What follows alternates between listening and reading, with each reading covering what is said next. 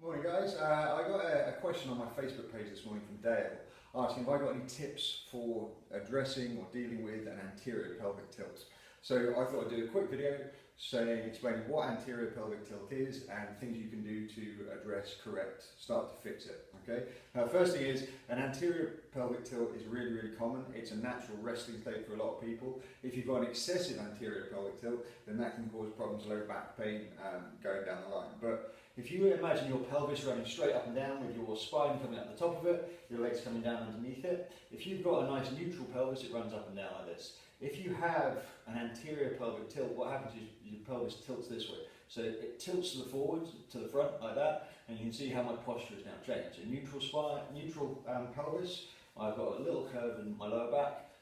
Anterior tilted pelvis, I've got a bigger curve in my lower back. Okay. This generally happens if you've got tight hip flexors and weak glutes. You'll also have a weak anterior core, and you'll be really tight through your lower back, which can lead to back pain when you're doing things, and is something that you want to fix. You want your spine to be as neutral as possible if you can. So what causes anterior pelvic tilt? Very often being in this flex position here. So if you're spending a lot of time sitting down, driving, bent over, things like this, then you're going to get really tight hip flexors. This will pull down here, your glutes aren't strong enough to fix the problem. So all we've got to do is think about stretching, lengthening your hip flexors, strengthening your glutes, and also strengthening your core here, so we get some strength back in here. Okay, so I'm going to go through now a few of the exercises that I would prescribe to someone if they've got an excessive anterior pelvic tilt. So the first thing we're going to look at is a hip flexor stretch, or we're going to get some movement in your hip flexor. You're going to start off in a half kneeling position. So you've got one knee on the floor, the foot that is behind you. Again, you can see I'm on the top of my foot with my foot pointing inwards towards the centre of my body. From this position, all I'm going to do, this other foot is in front of me with my heel underneath my knee. I'm going to squeeze my glutes. I'm going to push forwards here, keeping my body in a straight line. Okay? So as I come through here, I'm trying to keep this neutral. I'm trying to keep this straight line. What I don't want is to come into this position here. I'm creating that excess arch. And again, really exacerbating the problem. So I'm trying to make sure I'm nice and straight, come forwards, squeeze here, keep your rib cage down, tighten up your core, and then sit back down here. Yeah, so we get some movement through your hip flexion and control through the core and the glute. Okay, so I'll do 5 or 6 of those on one side, 5 or 6 of those on the other side, just to get some movement in. And I'll do that every time I exercise, every day if I can. Yeah. The next thing I'm going to do is take it up a notch. So we're in the same position, but this time I'm going to grab my foot, and again I'm going to rock forwards. Here. Again, I'm squeezing my glutes, tightening my core, rocking forward. I'm going to get a real stretch through the front of my leg, up near the hips. Okay. If you need a little bit of extra stability, you can hold onto the bench, come here, again, rock forwards, come back. Squeeze the bum, come back. Now again, you can just go to and hold that position for a couple of seconds and come back and do 5 or 6 of those. Or you can hold it for 30 seconds to 2 minutes, the stretch on each side. It depends what time you've got and what you're trying to do.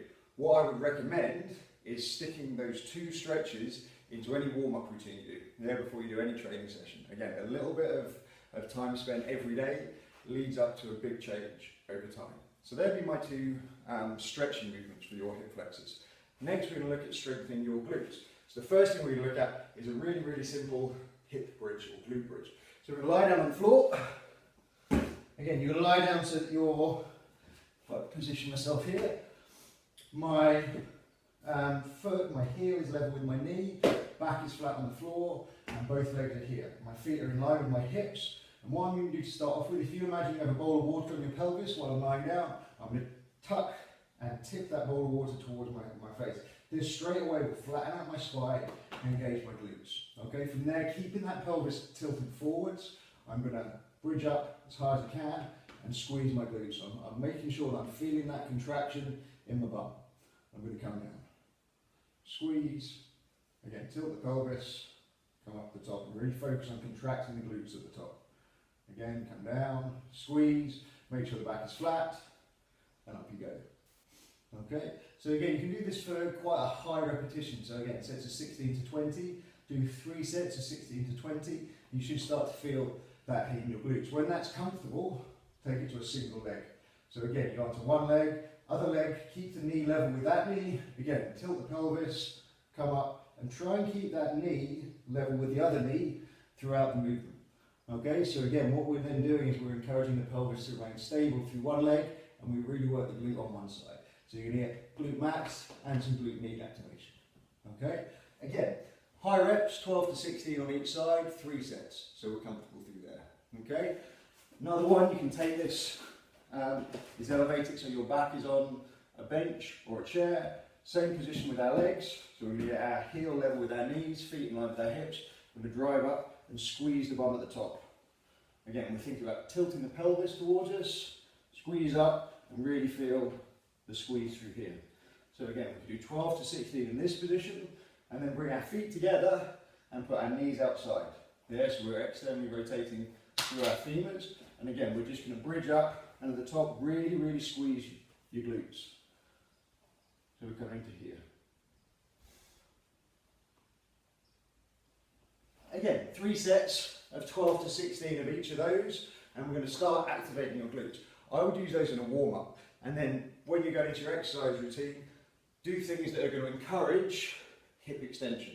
So we're coming through here. So squats, deadlifts, Romanian deadlifts, kettlebell swings, anything that is requiring you to stand up here is going to be really, really good to strengthen your glutes.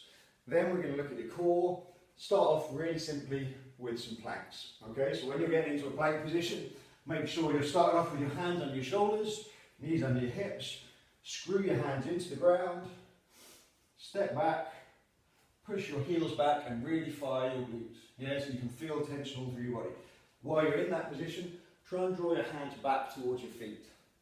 So we're not just hanging out lazily in the plank and down here, we're creating tension all through the body, squeezing our quads, squeezing our glutes, driving our hands back towards our feet and holding it for up to 30 seconds.